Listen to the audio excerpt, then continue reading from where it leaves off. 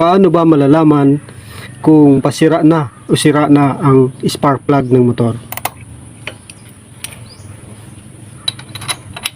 Ipapakita ko sa inyo kung paano malalaman kung sira na ba o pasira na ang spark plug ng ating mga motor.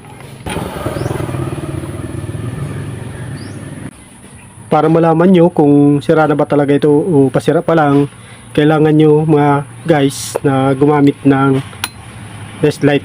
Yan, malalaman natin kung sira na ba ito o hindi pa.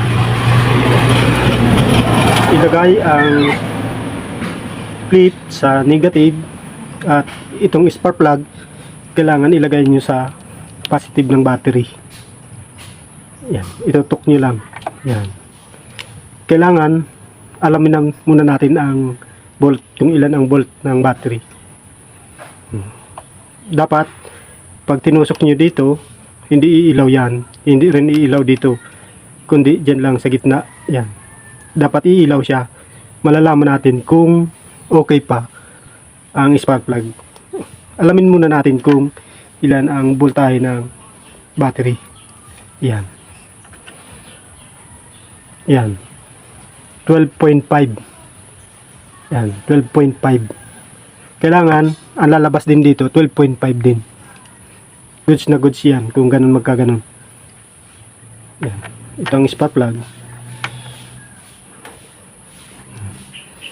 Tingnan natin. Yan.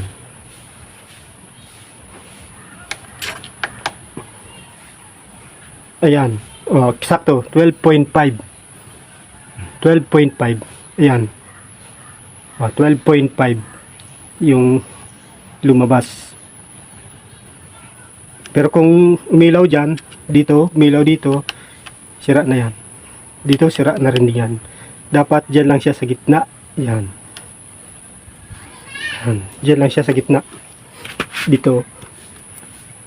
Dyan lang siya dapat umilaw. Yan. Tapos kung umilaw siya, may reading, mababa sa 12.5, mga 11, ibig sabihin, pasira na ang inyong spark plug. Pero kung eksakto, 12.5, direkta sa battery, 12.5 gamit ng spark plug diyan sa gitna, goods na goods yan, 12.5. Yan po ang pinakamadaling paraan kung paano malalaman na sira na ang inyong mga spark plug, mga guys. Sana may natutunan kayo. Maraming salamat.